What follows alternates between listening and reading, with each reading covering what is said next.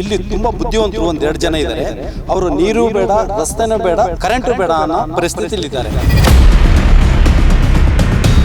ಈಗ ರಸ್ತೆ ಅಭಿವೃದ್ಧಿ ಮಾಡಬೇಕು ಅಂತ ನಾವೆಲ್ಲ ಹೊರಟಾಗ ಒಬ್ಬೊಬ್ಬರನ್ನ ಟಾರ್ಗೆಟ್ ಮಾಡಿ ಹೊಡಿತಾ ಇದ್ದಾರೆ.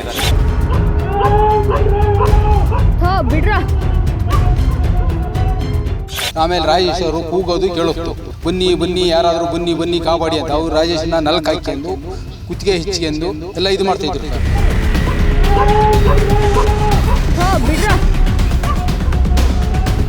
ಕೆರೆ ಒತ್ತುವರಿ ಮಾಡಿದ್ದಾರೆ, ಮಶಾಣ ಒತ್ತುವರಿ ಮಾಡಿದ್ದಾರೆ, ಪಾಲಿಟೆಕ್ನಿಕ್ ಕಟ್ಟಿ ಎಲ್ಲ ಮಾಡಿದ್ದಾರೆ. ಓಪನ್ ಆಗಿ ಬಿಡಲಿಲ್ಲ, ಸ್ಟೇ ತಂದ. ಯಾರು ವಯಸ್ಕರು ಇರ್ತಾರೆ ಇಂಥವ್ರು, ಇವ್ರಿಗೆ ಆಸ್ಪತ್ರೆಗೆ ಕರ್ಕೊಂಡು ಹೋಗೋಕ್ಕೂ ಒಂದು ಆಟೋ ಬರಲ್ಲ, ಯಾಕೆಂದ್ರೆ ನಿಮ್ಮ ರಸ್ತೆ ಇಲ್ಲ. ಈಗ ನಯನ ಮೋಟಮ್ನವ್ರಿಗೂ ಮೊನ್ನೆ ಇಷ್ಟೇ ಆಗಿರೋದು. ಅವರು ಏನು ಮಾಡಿದ್ದಾರೆ, ಬಂದು ಇದೇ ಜಾಗದಲ್ಲಿ ಬುದ್ಧಿ ಪೂಜೆ ಮಾಡಿ ಹೋಗಿದ್ದಾರೆ. ಇಲ್ಲಿ ರಸ್ತೆ ಬೇಡ, ಅಗತ್ಯ ಇಲ್ಲ ಅಂತ ಹೇಳಿ ಅವರಿಗೆ ಮೈಂಡ್ ವಾಶ್ ಮಾಡಿ ಅವನಿಂದ ತೊಂದರೆ ಯಾರಿಗಾರು ತಪ್ಪಿದ್ದಲ್ಲ ಈ ಊರಲ್ಲಿ. ನಮ್ಮೂರಿಗೆ ರಸ್ತೆ ಆಗಬೇಕು ಅಂತ ಅದೆಷ್ಟೋ ಜನರು ಇನ್ನಿಲ್ಲದ ಹೋರಾಟವನ್ನ ಮಾಡೋದನ್ನ ನಾವೆಲ್ಲ ನೋಡಿದ್ದೇವೆ. ಆದ್ರೆ ಇಲ್ಲೊಂದು ಊರಿದೆ. ಆ ಊರಲ್ಲಿ ಇರೋ ಇಬ್ಬರು ವ್ಯಕ್ತಿಗಳು ರಸ್ತೆ ಆಗಬಾರದು ಅಂತ ಏನೆಲ್ಲ ಮಸಲತ್ತು ಮಾಡ್ತಿದ್ದಾರೆ ಅನ್ನೋದನ್ನ ನೀವು ಕೇಳಿದ್ರೆ ದಂಗಾಗ್ತೀರಾ.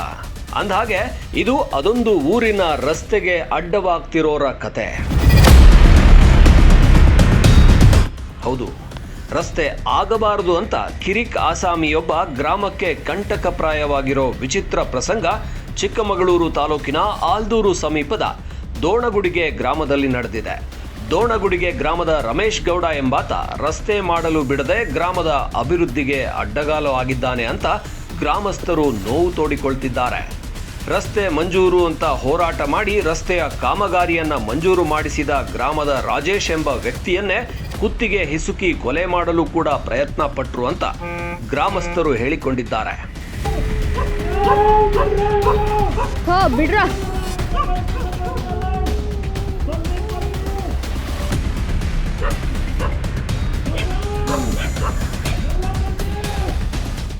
ಈ ರಮೇಶ್ ಗೌಡ ಎಂಬ ವ್ಯಕ್ತಿಗೆ ಚಂದ್ರೇಗೌಡ ಎಂಬ ಮತ್ತೊಬ್ಬ ವ್ಯಕ್ತಿ ಕೂಡ ಜೊತೆಯಾಗ್ತಿದ್ದು, ಇವರಿಬ್ಬರಿಂದ ಇಡೀ ಗ್ರಾಮದ ನೆಮ್ಮದಿಯೇ ಹಾಳಾಗಿ ಹೋಗಿದೆ ಅಂತ ಗ್ರಾಮಸ್ಥರು ಆರೋಪ ಮಾಡ್ತಿದ್ದಾರೆ.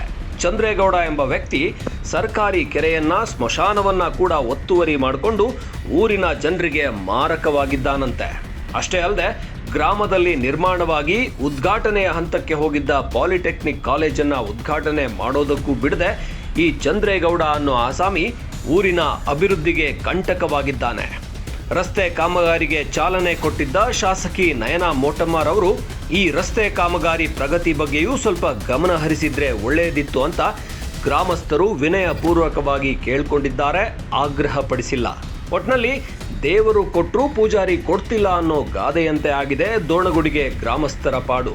ಇನ್ನಾದರೂ ಅಧಿಕಾರಿಗಳು ಈ ಬಗ್ಗೆ ಗಮನ ವಹಿಸ್ತಾರಾ ಅನ್ನೋದನ್ನ ಕಾದು ನೋಡಬೇಕಿದೆ. ಅಷ್ಟಕ್ಕೂ ಗ್ರಾಮದಲ್ಲಿ ಏನೆಲ್ಲ ಸಮಸ್ಯೆಗಳನ್ನ ರಮೇಶ್ ಗೌಡ ಚಂದ್ರೇಗೌಡ ಮಾಡ್ತಿದ್ದಾರೆ ಅನ್ನೋದನ್ನ ಸ್ವತಃ ಗ್ರಾಮಸ್ಥರೇ ಹೇಳಿಕೊಂಡಿದ್ದಾರೆ. ಬನ್ನಿ ನೋಡ್ಕೊಂಡು ಬರೋಣ. ಇಲ್ಲಿ ತುಂಬ ಬುದ್ಧಿವಂತರು ಒಂದೆರಡು ಜನ ಇದ್ದಾರೆ. ಅವರು ನೀರು ಬೇಡ, ರಸ್ತೆನೂ ಬೇಡ, ಕರೆಂಟು ಬೇಡ ಅನ್ನೋ ಪರಿಸ್ಥಿತಿಲಿದ್ದಾರೆ. ಇಲ್ಲಿ ರಾಜೇಶ್ ಅನ್ನೋರು ಈ ಊರಿಗೆ ಹೋರಾಡಿ ರಸ್ತೆ, ನೀರು, ಕರೆಂಟನ್ನು ವ್ಯವಸ್ಥೆ ಮಾಡೋಕ್ಕೆ ಬರ್ತಾರೆ. ಆದರೆ ಯಾರು ಇಲ್ಲಿ ಅಭಿವೃದ್ಧಿ ಕೆಲಸ ಮಾಡ್ತಾ ಇದ್ದಾರೆ ಅವರೇ ಟಾರ್ಗೆಟ್ ಆಗಿದ್ದಾರೆ ಇಲ್ಲಿ. ಅದು ನೋಡಿ ಸರ್, ಈಗ ರಸ್ತೆ ಅಭಿವೃದ್ಧಿ ಮಾಡಬೇಕು ಅಂತ ನಾವೆಲ್ಲ ಹೊರಟಾಗ ಒಬ್ಬೊಬ್ಬರನ್ನೇ ಟಾರ್ಗೆಟ್ ಮಾಡಿ ಹೊಡಿತಾ ಇದ್ದಾರೆ. ನಮಗೆ ಮಕ್ಕಳಿಗೆ ಓಡಾಡೋಕ್ಕೆ ಮಳೆಗಾಲದಲ್ಲಿ ಸ್ಕೂಲ್ ಮಕ್ಕಳು ಚಿಕ್ಕವು ಇದ್ದಾವೆ, ಅವಕ್ಕೆ ಓಡೋಗಿಲ್ಲ. ಯಾರು ವಯಸ್ಕರು ಇರ್ತಾರೆ ಇಂಥವ್ರು, ಇವರಿಗೆ ಆಸ್ಪತ್ರೆಗೆ ಕರ್ಕೊಂಡು ಹೋಗೋಕ್ಕೂ ಒಂದು ಆಟೋ ಬರಲ್ಲ, ಯಾಕೆಂದರೆ ನಿಮ್ಮ ರಸ್ತೆ ಇಲ್ಲ, ನಾವು ಬರಲ್ಲ ಅಂತಿದ್ದಾರೆ. ಜನಸಾಮಾನ್ಯರಿಗೆ ಇದು ದಿವಸ ತಲೆನೋವಿನ ಪರಿಸ್ಥಿತಿ ಇದೆ. ಈ ಕಾಂಗ್ರೆಸ್ ಸರ್ಕಾರದಲ್ಲಿ ನಯನ ಮೋಟಮ್ನವರು ನಮ್ಮ ಗ್ರಾಮಕ್ಕೊಂದ್ಸಲ ಭೇಟಿ ನೀಡಿ ನಿಮ್ಮ ಊರಿನ ರಸ್ತೆ ಹದಗೆಟ್ಟಿದೆ ಅಂತ ಹೇಳಿ ಅವರು ಒಂದು 20 ಲಕ್ಷ ದುಡ್ಡು ಇಟ್ಟಿದ್ರು. ಅವರು ಸಹ ಭೂಮಿ ಪೂಜೆ ಮಾಡಿ ಇದೇ ಸ್ಥಳದಲ್ಲಿ ಭೂಮಿ ಪೂಜೆ ಮಾಡಿದರು. ಆವಾಗ ಅವರು ಇಲ್ಲದ ಸಲ್ಲದನ್ನ ಊರಿನವ್ರನ್ನೇ ಅಲ್ಲದವ್ರನ್ನ ಕರ್ಕೊಂಡೋಗಿ ಇಲ್ಲಿ ರಸ್ತೆ ಬೇಡ, ಅಗತ್ಯ ಇಲ್ಲ ಅಂತ ಹೇಳಿ ಅವರಿಗೆ ಮೈಂಡ್ ವಾಶ್ ಮಾಡಿ, ಪಾಪ ಶಾಸಕರಿಗೆ ಏನೋ ಗೊತ್ತಿಲ್ಲ ಇಲ್ಲಿ ವಾಸ್ತವ, ಈ ಊರಿನವ್ರು ಗ್ರಾಮಸ್ಥರು ಒಂದೆರಡು ಜನ ಬುದ್ಧಿವಂತರು, ಈ ರಮೇಶ್ ಗೌಡರು ಇನ್ನೊಂದು 2 ಜನ ಇದ್ದಾರೆ, ಅವ್ರ ಮಕ್ಕಳು ಇನ್ನೂ 1-2 ಜನ ಇದ್ದಾರೆ, ಅವರೆಲ್ಲ ಬೇಡ ಅಂತ ಹೇಳಿದ್ದಾರೆ. ಇದೇ ಕಾರಣಕ್ಕೋಸ್ಕರ ರಾಜೇಶ್ ಅವ್ರ ಮೇಲೆ ಸರ್ ಹಲ್ಲೆ ಆಯಿತು. ನಾವು ಯಾರೂ ಅವತ್ತು ಇರಲಿಲ್ಲ, ಎಲ್ಲ ನಮ್ಮ ಕೆಲಸದಂತ ತೋಟದ ಹತ್ರ ಹೋಗಿದ್ದು. ಆಮೇಲೆ ರಾಜೇಶ್ ಅವರು ಕೂಗೋದು ಕೇಳಿಸ್ತು, ಬನ್ನಿ ಬನ್ನಿ ಯಾರಾದರೂ ಬನ್ನಿ ಬನ್ನಿ ಕಾಪಾಡಿ ಅಂತ. ಅವ್ರು ರಾಜೇಶನ ನಲ್ಕ ಹಾಕ್ಕೊಂಡು ಕುತ್ತಿಗೆ ಹಿಚ್ಕೊಂಡು ಎಲ್ಲ ಇದು ಮಾಡ್ತಾಯಿದ್ರು ಸರ್. ಅಷ್ಟೊತ್ತಿಗೆ ನಾವು ಓಡ್ಬಂದು ಬಿಡಿಸಿ, ಆದರೂ ಅವನು ಬಿಡಂಗಿರಲಿಲ್ಲ. ನಾವೊಂದು 2-3 ಜನ ಸೇರಿ ಕೈ ಹಿಡಿದು ಎಳೆದು ಆದಮೇಲೆ ಅವನ್ನ ಮೇಲೆ ಇಳಿಸಿದ್ದು. ಆಮೇಲೆ ರಾಜೇಶ್ ಅವ್ರನ್ನು ಮೇಲೆ ಇಳಿಸಿ ಸರ್. ಇಲ್ಲ ಅಂದ್ರೆ ಕುತ್ತಿಗೆ ಹೆಚ್ಚು ಇವ್ರನ್ನ ಏನಾರ ಒಂದು ಕೊಲೆಯಾಗಿಲ್ಲ ಏನಾರ ಮಾಡಾರ ಸರ್. ಅವ್ನು ಈಗ ಅಂತಲ್ಲ, ಯಾರನ್ನಾರು ಕೊಲೆ ಮಾಡಬೇಕು ಅಂತ ಕತ್ತಿ ಹಿಡ್ಕೊಂಡು ತಿರುಗ್ತಾನೆ ರಸ್ತೆಯಲ್ಲಿ, ಯಾರನ್ನಾರ ನೋಡಿದ್ರೆ ಉಗಿತಾನೆ, ಏನಾದ್ರು ಇದು ಮಾಡ್ತಾ ಇರ್ತಾನೆ ಸರ್, ಗುರಾಯಿಸ್ತಾನೆ, ಇದು ಮಾಡ್ತಲೇ ಇರ್ತಾನೆ. ಅವನಿಂದ ತೊಂದರೆ ಯಾರಿಗಾರು ತಪ್ಪಿದ್ದಲ್ಲ ಸರ್ ಈ ಊರಲ್ಲಿ. ಒಂದಲ್ಲ ಒಂದಿನ ಅವನಿಂದ ತೊಂದರೆ ಇದ್ದೇ ಇದೆ ಊರಿಗೆ. ಕಂಪ್ಲೇಂಟ್ ಎಲ್ಲ ಕೊಟ್ಟು ಸರ್. ಕಂಪ್ಲೇಂಟ್ ಕೊಟ್ಟಾಗ ನಮ್ಮನೆ ರೋಡ್ ಅಲ್ಲಿದೆ, ಅಲ್ಲಿ ನಾವು ಸುಮ್ಮನೆ ನಿಂತಿದ್ದು ರಾತ್ರಿ. ಇವನು ನಾವು ನಮ್ಮ ಮಗ ದೊಡ್ಡವನು ಎಲ್ಲರೂ ಸೇರ್ಕೊಂಡು ಸುಮ್ಮನೆ ಬಂದು ರೋಡಿಸಮ್ ಬಂದು ಹೊಡೆಯಕ್ಕೆ ಬಂದ. ಇದೇ ಅಜಯ್ ರಮೇಶ್ ಗೌಡ ಮಗ. ಮತ್ತೆ ಅವನು ಎಲ್ಲೇ ಬಂದರೂ ನಮಗೆ ಗಲಾಟೆಗೆ ಬರೋದು, ರೋಡಿಸಮ್ ಮಾಡಕ್ಕೆ ಬರೋದು. ಅವನ ಮೇಲೆ ಅವನದೇ ಒಂಥರದ್ದು, ಇಲ್ಲ ನಾ ರೋಡ್ ತಿರ್ಗಕ್ಕೆ ಬಿಡಲ್ಲ, ಅಲ್ಲಿ ಬಿಡಲ್ಲ, ಇಲ್ಲಿ ಬಿಡೋದು ಸುಮ್ಮನೆ. ಆಮೇಲೆ ಡಿ ಚಂದ್ರಗೌಡರು ನಾವು ಯಾರು ತೋರಿಸ್ತು, ಕೆರೆ ಒತ್ತುವರಿ ಮಾಡಿದ್ದಾರೆ, ಮಶಾಣ ಒತ್ತುವರಿ ಮಾಡಿದ್ದಾರೆ. ಪಾಪ ಎಲ್ಲರಿಗೂ, ನಮಗೆ ಅಂತಲ್ಲ ಇಡೀ ನಮ್ಮ ತಾಲೂಕಿಗೆ ಇದಾಗೋದು.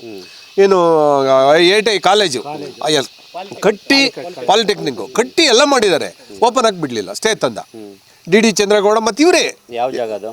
ಗವರ್ಮೆಂಟ್ ಜಾಗನೇ, ಇವ್ರದ್ದೇನೆ, ಯಾರ ಮನೆದು ಅಲ್ಲ. ಎಂಥದಕ್ಕೆ ಅಂತ ಹೇಳಿ ಗೊತ್ತಿಲ್ಲ, ಪರಿಸರವಾದಿ ಅಂತೇಳಿ ಸುಮ್ಮನೆ ಸುಳ್ಳು ಹೇಳಿ ಸ್ಟೇ ಮಾಡಿದ್ದಾರೆ. ದುಡ್ಡೆಲ್ಲ ಕಟ್ಟಿ ಎಲ್ಲ ಮಾಡಿದ್ದಾರೆ ಸರ್. ಶಾಲೆ ಕಟ್ಟಿದಾಗಲೂ ಹಂಗೆ ಇದು ಮಾಡಿರು, ಶಾಲೆಗೂ ಮಾಡಿರು, ಆಮೇಲೆ ಮಶಾಣಕ್ಕೂ ಇದು ಮಾಡಿದರು. ಮಶಾಣ ಅಲ್ಲಿ ತೊಗೊಂಡೋಗಿ ಎಲ್ಲಿಗೋ ಕೂರಿಸಿರು.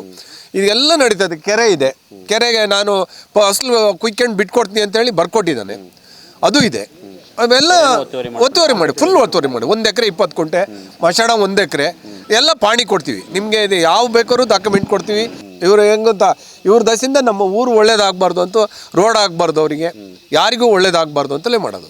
ಕುಡಿಯೋ ನೀರಿಗೂ ಅಷ್ಟೇ ಸರ್. ಕುಡಿಯೋ ನೀರು ನಮ್ಮ ರೋಡ್ ತೆಗ್ದಿದ್ದನ್ನು ಇದೇ ರಮೇಶ್ ಗೌಡ ರಾತ್ರಿ ಬಂದು ಮುಚ್ಚಾಕ್ಬಿಟ್ಟ ಸರ್. ಸಾಮಾನ್ಯ ಒಂದು ಅರ್ಧ ಕಿಲೋಮೀಟ್ರ್ ಮುಚ್ಚಾಕ್ಬಿಟ್ಟ ರಾತ್ರಿ, ಹಗಲಲ್ಲ.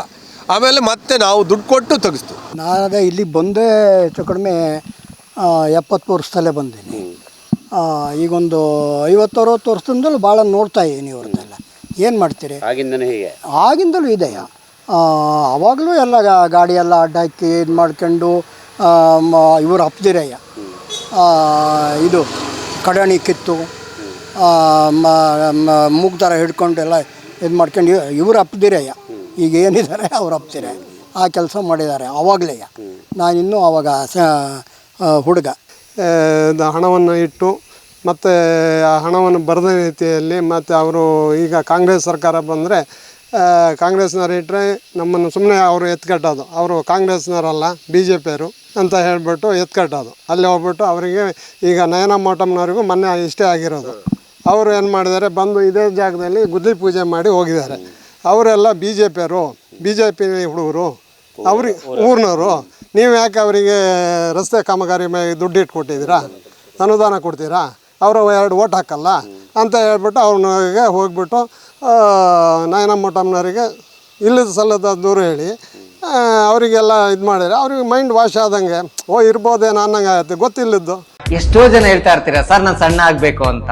ಸಣ್ಣ ಆಗೋದು ಒಂದೇ ಅಲ್ಲ, ಸಣ್ಣ ಆಗೋದ್ ಜೊತೆಗೆ ಹೆಲ್ತ್ನು ಸಮೇತ ಆರೋಗ್ಯವಾಗಿರ್ಬೇಕು. ಅಂದ್ರೆ ಕೈಕಾಲು ನೋವಿರ್ಬೋದು, ಸುಸ್ತಿರ್ಬೋದು, ನಿಶಕ್ತಿ ಇರ್ಬೋದು, PCOD ಪ್ರಾಬ್ಲಮ್ ಇರ್ಬೋದು, ಥೈರಾಯ್ಡ್ ಪ್ರಾಬ್ಲಮ್ ಇರ್ಬೋದು, ಎಲ್ಲನೂ ಕಂಟ್ರೋಲ್ ಮಾಡ್ಕೊಂಡು ಸಣ್ಣ ಆಗೋದಿದೆಯಲ್ಲ ಆರೋಗ್ಯಕರವಾಗಿ, ಅದು ಜೀನಿ ಸ್ಲಿಮ್ ಇಂದ ಮಾತ್ರ ಸಾಧ್ಯ. ನಮ್ಮ ಜೀನಿ ಸ್ಲಿಮ್ ನ ಕಂಟಿನ್ಯೂಸ್ ಆಗಿ ಯೂಸ್ ಮಾಡಿ ಸಣ್ಣನೂ ಆಗ್ತೀರಾ, PCOD ಪ್ರಾಬ್ಲಮ್ ಕಂಟ್ರೋಲ್ ಮಾಡ್ಕೊಳ್ತೀರಾ. ಇಂತಹ ನೈಜ ಕುತೂಹಲ ಭರಿತ ಸುದ್ದಿಗಳು ನಿಮಗೆ ಸಿಗಬೇಕಂದ್ರೆ ರಾಜ್ಯದ ಪ್ರತಿಷ್ಠಿತ ಜನಪರ ಡಿಜಿಟಲ್ ಸುದ್ದಿ ಮಾಧ್ಯಮ ಪಬ್ಲಿಕ್ ಇಂಪ್ಯಾಕ್ಟ್ ಚಾನೆಲ್ ಅನ್ನು ಯೂಟ್ಯೂಬ್ನಲ್ಲಿ ಸಬ್ಸ್ಕ್ರೈಬ್ ಮಾಡ್ಕೊಳ್ಳಿ. ವಿಡಿಯೋ ಇಷ್ಟವಾದರೆ ಲೈಕ್ ಮಾಡಿ, ನಿಮ್ಮಿಷ್ಟದವರಿಗೆ ಶೇರ್ ಮಾಡಿ ನಮ್ಮನ್ನು ಪ್ರೋತ್ಸಾಹಿಸಿ. ಹಾಗೆಯೇ ಫೇಸ್ಬುಕ್ನಲ್ಲಿ ಪಬ್ಲಿಕ್ ಇಂಪ್ಯಾಕ್ಟ್ ಫಾಲೋ ಮಾಡೋದನ್ನು, ಇನ್ಸ್ಟಾದಲ್ಲಿ ಜೊತೆಯಾಗೋದನ್ನು ಮಿಸ್ ಮಾಡಬೇಡಿ. ಜಾಹೀರಾತು ಹಾಗೂ ಬಿಸ್ನೆಸ್ ಪ್ರಮೋಷನ್ಗಾಗಿ ಸಂಪರ್ಕಿಸಿ 9606037450 ಅಥವಾ 9353224116. ಇದು ಪಬ್ಲಿಕ್ ಇಂಪ್ಯಾಕ್ಟ್, ಜನಶಕ್ತಿಯೇ ನಿರ್ಣಾಯಕ.